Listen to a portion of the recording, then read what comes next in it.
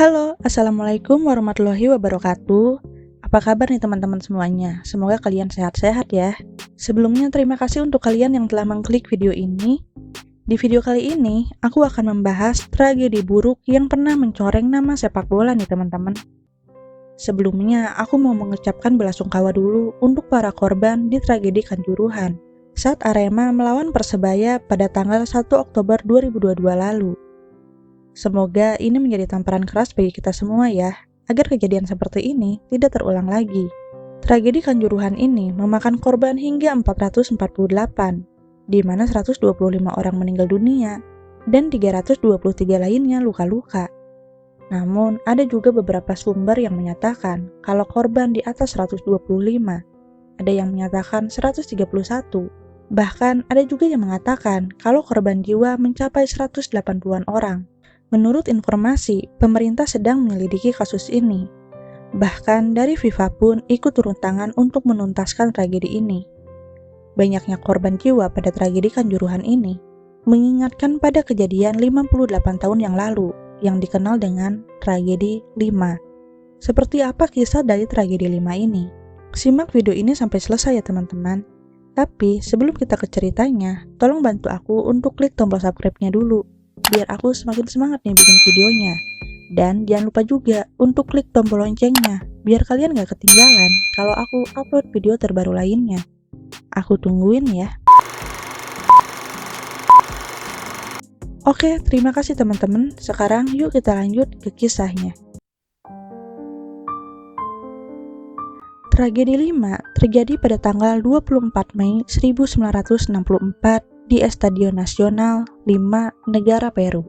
Hari itu, timnas Peru menjadi tuan rumah atas pertandingan sepak bola untuk kualifikasi Olimpiade 1964 melawan Argentina. Stadion yang mampu menampung 53.000 penonton saat itu penuh sesak oleh kehadiran kedua pendukung, baik pendukung timnas Peru dan juga timnas Argentina. Pertandingan berjalan cukup sengit, di mana hingga babak kedua, Argentina memimpin dengan perolehan 1-0. Timnas Peru berusaha mengejar ketertinggalan dan terus melakukan penyerangan. Hingga di menit-menit akhir sebelum babak kedua usai, Timnas Peru berhasil membobol gawang Timnas Argentina untuk menyamakan kedudukan. Namun, gol tersebut dianulir oleh wasit yang memimpin jalannya pertandingan saat itu. Wasit menganggap gol tersebut tidak sah karena merupakan pelanggaran. Dari sinilah musibah itu berawal.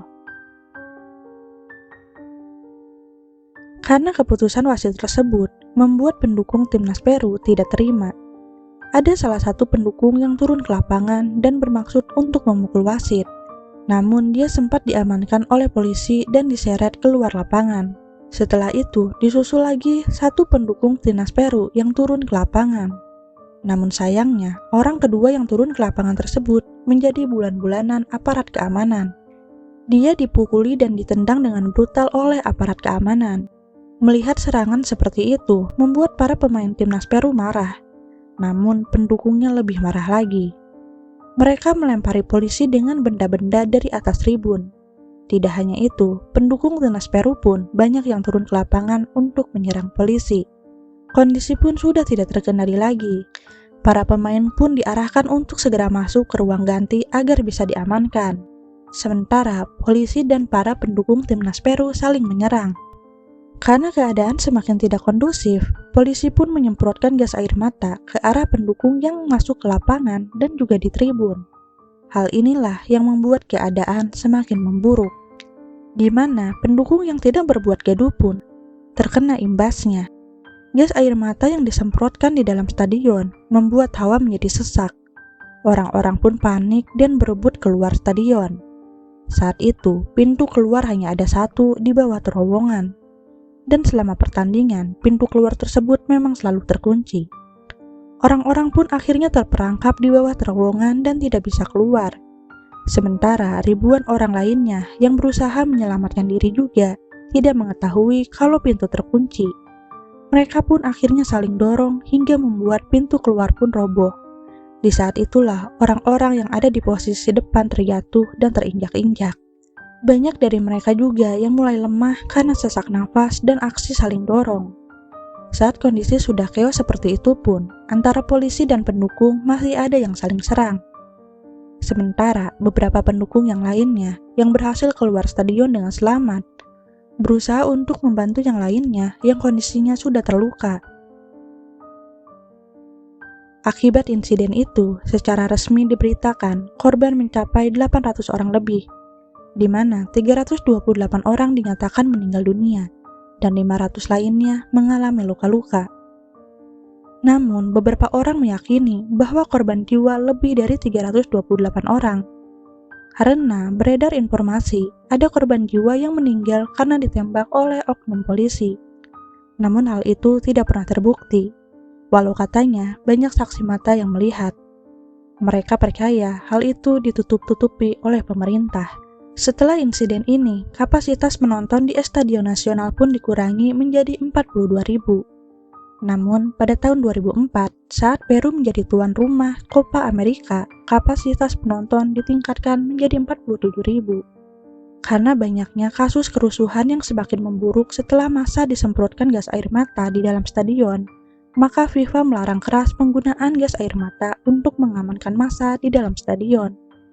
Namun, entah mengapa, saat tragedi Kanjuruhan kemarin, gas air mata kembali digunakan untuk mengamankan massa di dalam stadion.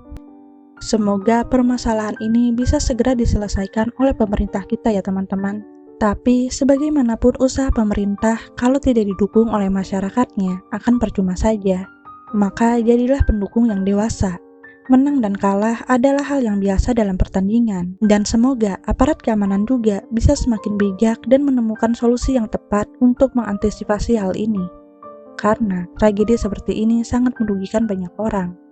Sangat menyedihkan sekali melihat video-video saat kejadian. Tidak ada sepak bola yang sebanding dengan nyawa manusia. Terima kasih untuk kalian yang telah menonton video ini sampai selesai. Jangan lupa untuk klik tombol like dan share-nya kalau kalian suka dengan video ini. Assalamualaikum warahmatullahi wabarakatuh.